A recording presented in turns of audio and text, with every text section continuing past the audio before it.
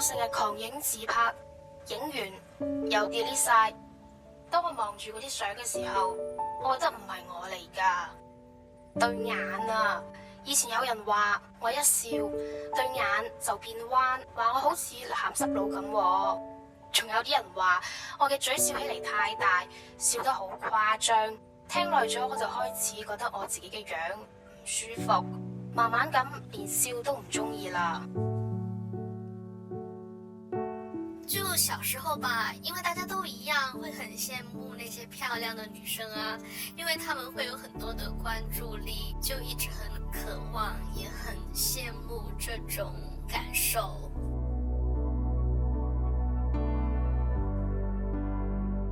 当然这个关注点还是要看自己，不过首先肯定是你要自信，这个是所有想要变美的人其实都在寻找的东西吧。我觉得一部分人应该是会想要被注意到吧，特别是被男生嘛。还有一部分人纯粹是因为他自己吧，应该是不太满意自己的脸或者是怎样，那都有可能。我本来也不难看，只是说没有那么的精致，那就是内心应该不太自信吧。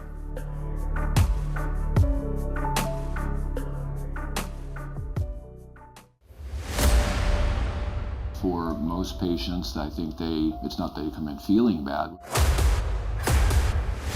We're not taking care of people who are ill. We're taking care of people who have a desire to improve upon or maintain their appearance, and that really is how they project themselves. Our face in particular projects ourselves to society, to our world. Okay, and then how about now? Okay, perfect. You look great. Everything went very well. Whatever our world is.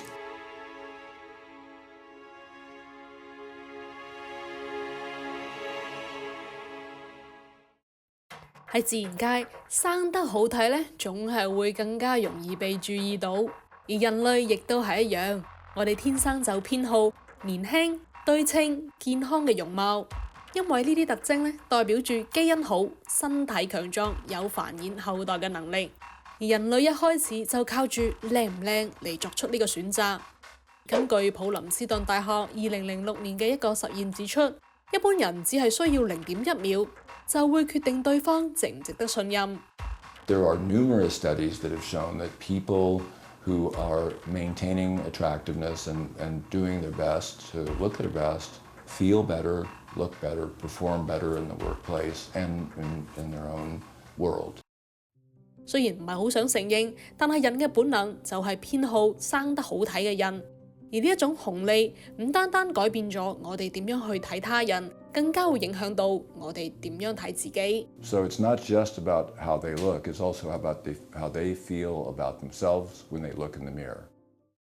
Dr. Corey Mars 係一間私人診所嘅創辦人，30年嘅整形外科經驗，由頭頸外科醫生開始，到擔任 UCSF 面部整形及重建外科主任呢12年間，佢積累咗大量嘅神經損傷、耳鼻缺陷以及面部重建嘅經驗。People who had been injured in car accidents, gunshot wounds, assaults, all that sort of thing, and we were putting people back together. 我哋今日所熟知嘅整容外科，最初並唔係為咗變靚，而係為咗生存。喺第一次同第二次世界大戰入面，無數嘅士兵因為受傷而面容損毀，佢哋冇辦法正常講嘢、進食，而整形外科就因此誕生啦。醫生會試圖重建佢哋嘅五官，恢復功能，亦都讓佢哋重新返到社會。And a lot of that is the balance between getting them back to as close to where they were pre-injury as they could get them, certainly with function, and then with the form or shape too. 從戰爭中為重傷者重建，到今日追求完美比例同埋不老嘅容顏，整形嘅手術已經從重建生命走向咗雕刻審美，而技術嘅進步亦都讓呢一切變得容易獲得。但係社會對理想容貌呢個期待不斷咁改變咗我哋對自我外貌嘅審視同埋要求。But there's a lot of information out there you can learn from, and that can bring people in with a desired effect. They wanted to have some outcome that they're looking for that they may not have noticed before, now they do. And to make an appointment now, the difference between 20 years ago. 7年前已經過咗知天命呢個年紀嘅 Chantel， 喺朋友嘅慫恿之下，同幾位閨蜜一齊踏上咗飛往韓國嘅整容之旅。我係為咗懶，我覺得一次過搞掂。你同我成塊面謝咗佢，跟住咧就我唔見人3日4日，跟住出嚟，好正啊！而近年嚟，飛去韓國整容成為咗一項流行嘅選擇。手術快、價格親民，再加上偶像嘅文化帶動嘅審美潮流，令首爾成為咗亞洲醫美嘅重鎮。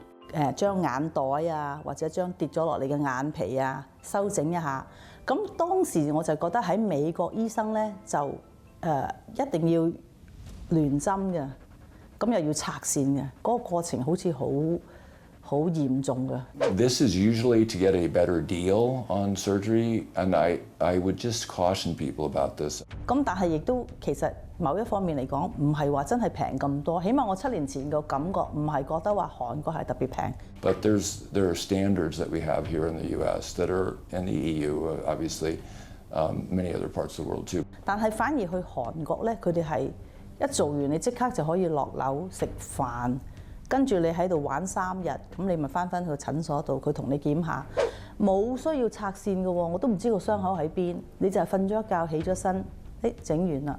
同埋咧，佢唔會逐樣同你分析話你需要整乜嘢，佢淨係坐喺度，總之我幫你整後生啲，咁我就同你寫單，你就應該整呢樣整嗰樣整嗰樣，咁你咪同佢講價咯。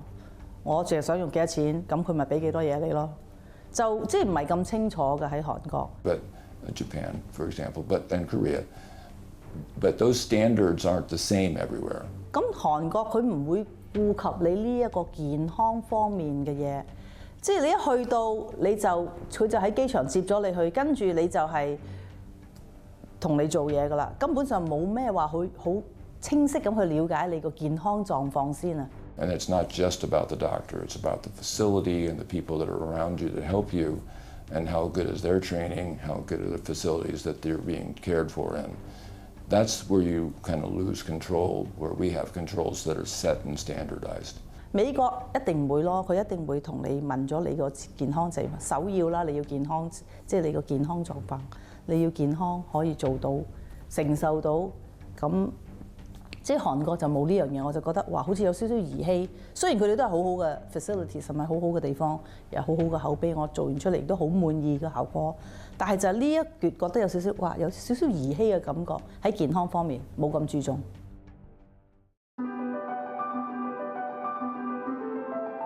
他们是自己的主人，他们自己做决定。我主要的 concern 可能主要是。健康方面的 concern 吧，就是整容毕竟是一个小手术，我觉得会有风险。那如果风险可控的话，我就还好。I would ask them why they feel the need to get plastic surgery. What is their reason for doing it, and why they would want to make that change? I think double eyeliner and nose is fine. Like it's like minimal, so it's okay. If it changes like her looks completely and she's unrecognizable, then I would probably mind. Yeah, so it really depends. I don't have an opinion about prosthetic surgery.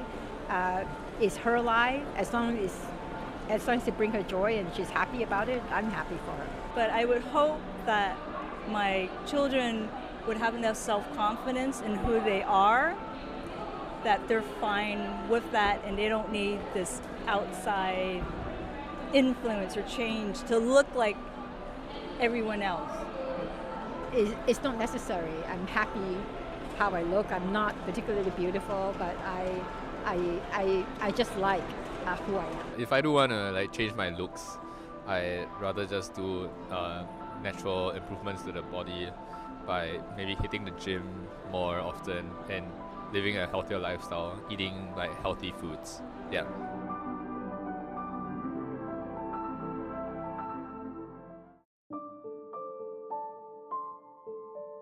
I do think that people who are more beautiful have a slight advantage.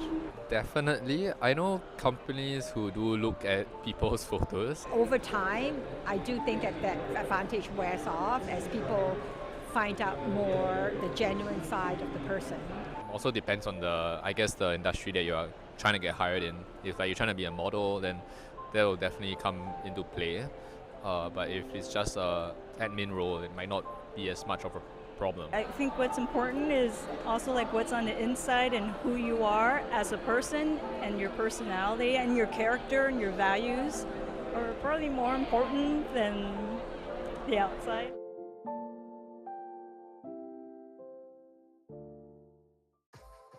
當整個醫美嘅流程變成咗一條設定好嘅標準化生產線，冇人真正關心呢啲求美者佢哋係想要啲乜嘢，啱啲乜嘢。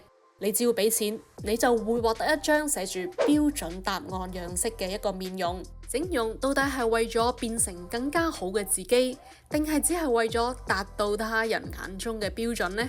So people come in with pictures of celebrities or friends or things they saw in a magazine, even if they're not somebody they know, and they say, I'd like to look like this. 而越嚟越多人亦都將美嘅定義建立喺他人嘅面貌上，佢哋想變成邊個明星、邊個網紅，甚至係一個虛擬嘅角色。因為呢樣嘢真係為自己而做，唔係去取悅某一種人啊，而係真係為自己。Most of them are morphed now, changed by the camera technicians and things, or photography experts. And really it makes it confusing for people as to how much improvement or what improvements they can get or not get. 我哋每日都被呢啲幾乎完美嘅相片所包圍 ，Facebook、Instagram、TikTok 上面嘅濾鏡仲可以完美咁變面，令我哋越嚟越分唔清楚乜嘢係真實，乜嘢係幻想。Sadly, that's the world we live in, and people need to realistically do their best to keep in mind that no one's perfect. 而當真實同埋虛擬嘅邊界變得越嚟越模糊，醫生嘅角色唔單單係動刀，而更多嘅時候係幫求美者去尋找內心深處嘅答案。So it's our job really to assess how significant the problem is for them, and that's emotionally, and it's also physically. First of all, that we understand what their concern is, educating them to let them know what to tell us what's bothering you in particular, rather than coming in with a certain procedure in mind that they saw on one of the social media channels. 而亦都有一種情況，並唔係佢哋有啲咩困擾，而係因為見到人哋做咗，我都想做。佢哋唔係想變得更加自然，係想變得明顯，越明顯就越好。I want to be clear, I understand, this is the patient talking, I understand that you give a natural look with your surgeries, and that's good, except I want to look a little bit done. And I don't even know what that means exactly. If you want to look a little bit done, you probably went to the wrong doctor. 相反，亦都有一部分人對整容呢件事始終都保持距離，佢哋擔心太過在意外貌係一種虛榮嘅表現。人喺呢個世界上都係有某一種嘅虛榮嘅，有啲人係買衫啊，或者有啲人中意買名牌包包啊咁。虛榮你可以話係虛榮，但係最重要係自己嘅感受咯。對一位醫生而言，整容嘅意義從來不止於改變輪廓同外貌，而係讓一個人從否定自己到重新睇到自己。We just want anyone to look their very best for whatever age they are. And that natural appearance, the improvements that we get, can be very important in their life, their self-confidence level and self-esteem. 似唔似某一個人或者唔似某一個人，其實並唔係最重要。最重要嘅係你自己覺得係唔係終於似返你認同嘅自己，嗰個一路躲藏喺內心深處想被接受、被放過、被鍾意嘅自己。近年嚟，一啲案件自殺未遂而造成嚴重毀容、喪失基本生理功能嘅新聞引起我哋嘅注意。Dr. Mas 亦都同我哋分享咗佢其中一位年輕病人嘅故事。而基於隱私同埋尊重，我哋冇辦法展示當年嘅實際畫面同個人資料，但係佢嘅故事依然冇辦法讓人忘記。We, they flew him down from Northern California, and I received him, and we did what we got an airway established and all that, and got 當時呢一名男童先14歲，一次嘅自殺未遂幾乎奪走咗佢成塊面。Didn't have any jawbone, nose bones, the middle. He was blinded by this, and we were able to work through that over, the immediate problems over the course of the first few weeks. And then as time passed, I was able to build him a new nose and build him a new jawbone. 而喺跟住落嚟幾個月內不斷嘅重建，一張新嘅面孔即將誕生。但係其實唔單單係一個面部修復，更加係俾咗一條佢生存落去嘅路。The initial jawbone was set up, and he developed the main things for him was to get his language back, his speaking, and his ability to eat, because he really couldn't do that without a feeding tube initially. And his mother was, in particular, was very involved in all of his care. He later, and I'll just skip fast forward, I used to get a letter every year from his mother thanking me. I didn't save his life, I just saved his face, if you will. And he became one of the top people, the award the Department of Labor gives to a civilian for their participation in improving the quality of life for disabled people. 容貌雖然永遠冇辦法恢復原樣，但係佢喺嗰場生命嘅創傷中一步一步行咗出嚟。呢個係一場嚟自抑鬱症嘅傷，亦都讓佢學識咗點樣去重建自己，重新掌握自己嘅人生。And really, that is meaningful to this day. I mean, it's something that makes me feel good. It makes all of the people who work with me feel good when you see somebody like that. He's moved on, he got married, I think he's got children now, so he's lived a pretty normal life. Yeah. 更多嘅故事並唔係驚天動地，其實正悄然咁發生喺我哋睇唔到嘅地方。醫生嘅手術刀有時候就好似一支畫筆，幫佢哋除去黑白色嘅失落，從而畫出真正有顏色嘅自己。And it's not just the physical part, it's their emotional, their confidence, their self-image, their enthusiasm to meet life with is improved. And that's really a hard thing to measure, obviously, but it's something that you can feel. 我有陣時覺得我個心態咧好細路仔，個心入邊我仲覺得我30-40歲，我同而家冇變㗎。但係點解起身望到塊鏡有個落差？我個形象，我諗住個自己想做嘅嘢，同埋我能力做到嘅嘢，而同我睇起身望到塊鏡嗰個我有個落差。咁就係想減少呢個落差咯。Is it really that big, or is it something where their perception may be a little distorted by childhood bad memories or bad, injuries, if you will, to their psychology? 有啲人喺鏡入面並唔係睇到自己嘅樣，而係過去某一段冇辦法抹去嘅傷痕，可能係一句話、一段評價、一個嘲笑。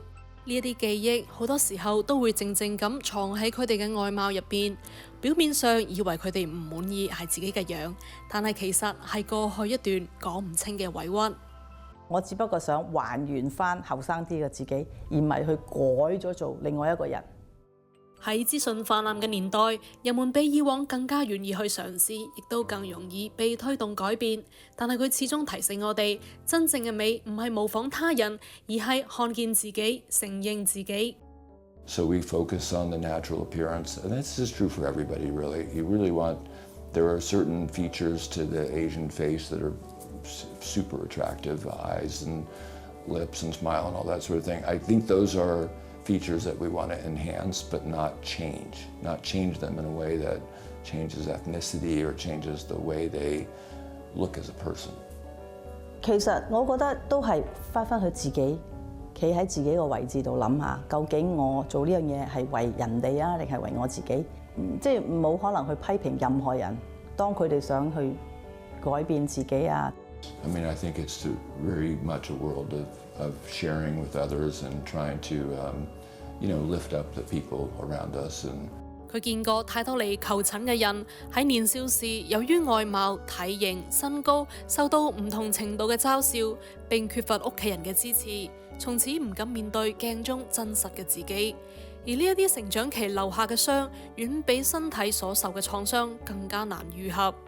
Well, if I were not a doctor, but a magician, and I had a magic wand and I could change the world instantly, I'd wave that wand and make sure that everybody has respect for a person no matter what they look or their appearance is, and look at the the person as someone with a heart and feelings and someone that deserves to have their respect and looking for the inner beauty that makes all of us who we are. 每一張面孔都有屬於佢哋自己嘅故事。有人想變得唔一樣，有人想變返後生，有人係想變返去佢所認同嘅自己。接納自己係一場勇敢嘅旅程，而愛係最清晰嘅一塊鏡。佢嘅包容同鼓勵，令我哋願意再一次凝望曾經懷疑過嘅自我。